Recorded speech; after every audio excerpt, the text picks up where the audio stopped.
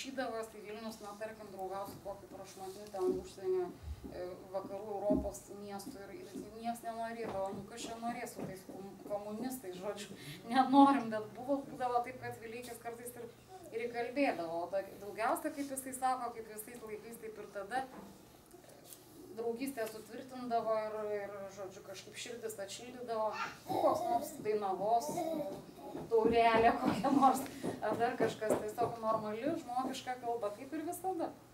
Ir tokiu būdu užsimezgė, nu, pats garsiausias, kurį žinojo jau kiekvienas vilnietis, pati garsiausia draugystė buvo, tai iš tikrųjų su Erfurtu.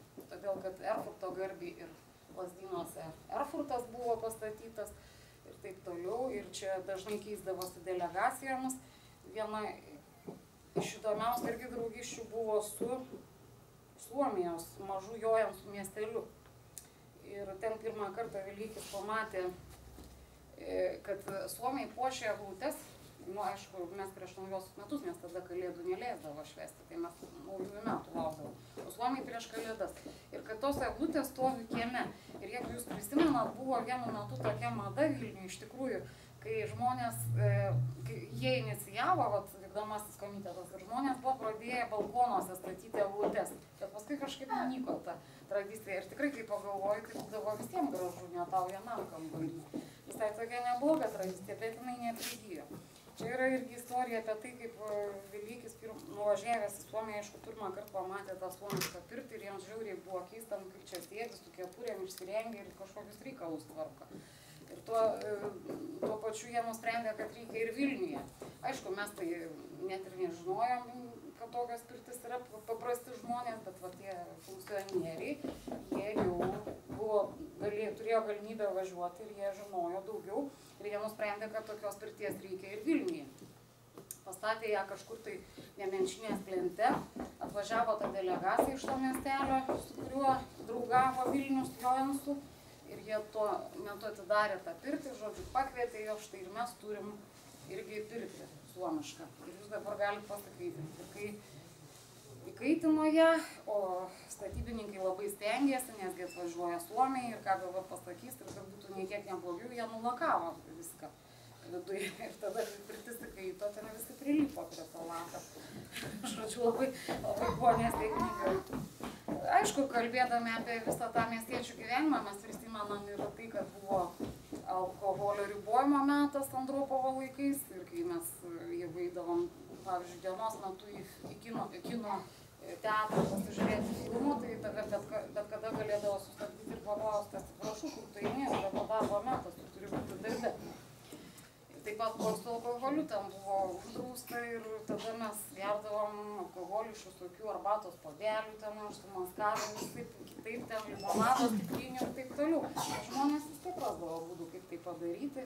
Visi turėjo visokių draugių kavinėse, kuriuos ten nuo pat ryto paklausdavo, nu tai ar gers arbatėlės. Ir ten, žodžiu, įpildavo to, ko žmogui reikėdavo.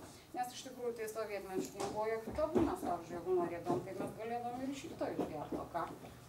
Nes iš tikrųjų jokio tokio etiketo ypatingo kaip dabar nebuvo, kad vyno taurę galima išgerti tik tai valgant pietus ir buvo tiesiai prisipažinkim, buvo populiaru ir iš ryto išgerti. Dabar atėjus, pavyzdžiui, jeigu taip jau toks poreikis buvo. Na, nežinau, aš tiesiog galvoju, kad visko tikrai neišpasakosiu, kas yra šitoj knygoj. Manau, kad mes galim tiesiog pasišnekėti apie tą laiką. Ir jūs galbūt savo kažkokius prisiminimus galėtumėte papasakot, kas jums labiausiai yra įstrigę iš tikrųjų iš to laiko.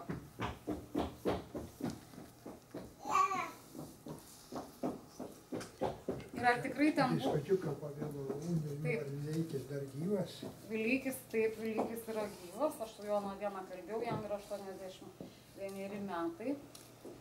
Vat ir dabar mes ginčijomės kai kuriuose pokalbiuose, kodėl dabar kai kas sako, kad tuo metu buvo geriau gyventi. Na, aš, pavyzdžiui, iš karto visada pasakau, kad aš ten gyventi jau niekada nenorėčiau. Sovietų sąjungoje bet kad ten buvo vienas dalykas, kurio dabar nebėra, tai yra faktas ir apie tai kalbėjo ir profesorius Eugenijus Laurinaitis per vieną pristatymą šitos knygos, kad tikrai buvo didesnis bendravimas tarp žmonių, mažiau konkurencijos, nes tiesiog visuomenė nebuvo konkurencinga, nebent jau tu pats buvai kažkokio tokio charakterio, kad vis tiek darydavaisi dirbtinai ten savo tos konfliktus ar kažką. Tai va, tai aš manau, kad kartais yra, mes vyresniosios kartos žmonės gal kartais esam tą nostalgiją apkaltinami visai be reikalo, nes iš tikrųjų ilgimės, kaip sakau, nesantvarkos, bet ilgimės tų pasisėdėjimų virtuviai, tų tokių neskaičiavimo jokio laiko, kai pas tave ateidavo draugas, nes daug kas telefonų neturėdavo, tai draugai ateidavo tiesiog. Pavyzdžiui, nesvarbu, ar tu tvarkaisi ir blynus kiekvieno paskambino ir atėjo ir viskas. Ir tu neturi teisės nei pykti, nei nieko, tu turi iš tikrųjų sutikti savo draugą ir su juo kalbėtis ir su juo sėdėti tiek, kiek jam reikės, nes kitą kartą tu sėdėsi pas jį lygiai taip pat. Buvo labai populiari ta vadinamoji virtuvės kultūra. Virtuvės kultūra tai kai tiesiog sėdi už stalo ir šnekiesi ir tu tikrai tau patinka tie žmonės, kuriuos myli, bendradarbiai, visi tavo buvo draugai, o ne konkurentai. Visi darbuose labai bendraudavo. Na, ne visi totaliai, aišku, visada būdavo, kad kažkas kažkam nepatinka. Bet, nežinau, ir ta hierarchija, nežinau, ar tokia didelė buvo. Tiesiog, na, kaip jūs man pritartumėt ar prieštarautumėt? Hierarchija buvo didelė, tik mes jos nematome. Buvo didelė. Mes neįsivaizdavom, kad jinai yra, bet jeigu prieidavai ir kažką pažįstamo turėjai, tai tau paaiškindavo, kaip visa daroma, kaip gaunama ir kad tai iš tikro buvo hierarchija ir pakankamai, na, sakyčiau, nemaža. Taip, na, o va dėl to, gerai, tai sakysim, aišku, ten neįsisėdėti į vieną virtuvę su vadovu įmonės ar kaip, bet tarpusavio kolektyvas, ar jūs sutinka su tuo, kad mes kažkaip tai bendravom? Tikrai taip, bendravimas buvo daug šiltesnis. Daug šiltesnis. Daug laiko būdavo skiriama. Jeigu taip liaudiškai sakant, galėjai bendradarbiui paverkti ant peties. Laisvai. Šiandieną, jeigu tu paverksi ant peties, Tai labai apsidžiaugsiu. žiūrėk, kad rytoj bosas tavęs nepoliusuotų. Va būtent, teisingai.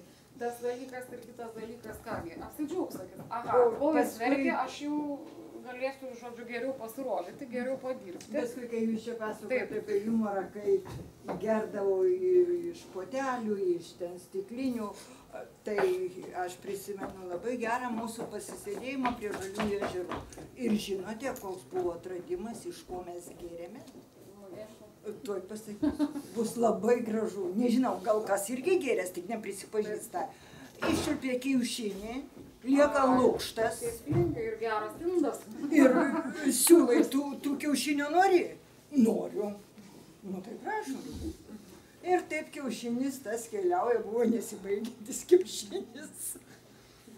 Tai ir šitai būdavo, bet tai būdavo, nu, kai išvykdavom kur nors į gamtą. Gamtoje negalima buvo gerti. Šiandieną, jeigu tu išeisi gerti į gamtą, tai jeigu pasakysi pastabą, nu daleiskime jaunimui, tai pasius tave toli. O tada kažkaip ir jaunimas, na matote, buvo gal tokios demokratijos mažiau, daugiau buvo, na, milicija tai jau buvo drausmė, jeigu pagazdindavai šiandien. Nu tai nežinau, kaip jūs sakėte, nenorėtumėt grįžti, gal niekas nenorėtų grįžti, bet buvo ir ne itin blogų dalykų, kad ir ta šiluma tarp kaimynų, tarp bendradarbių, tas darbelio turėjimas, nežinia kaip jisai buvo turėti, tokio kaip šiandien laisvų, kai aš vadinu aristokratų rankos už pakalio vaikšto, nes jis niekur neskuba, jam nieko nereikia, jis nueis į biržą pasiims, o šitą tada tuoj pat prisistatytų ir paklausdavo, kurgi tu ir kodėl tu nedirbi. Tai va šitokie atvejai. Man irgi patikdavo, kad visi būdavo įdarbinti. Jeigu tu, pavyzdžiui, esi valkata negali būti, nes tave tiesiog įdarbins ir tu turėsi gatvę šluoti, tai nors jau bus gražu Vilniuje. O dabar tai duoda pašalpą ir nieko negalima priversti žmogaus dirbti, nors jis elementarus tinginys yra. Matote, dar yra vienas niuansas dėl tos pašalpos. Ta pašalpa vos neprilygs mėnesiui. Tai kam eiti dirbti? Nu, logiška. Taip, bet aš dar galvojau, kad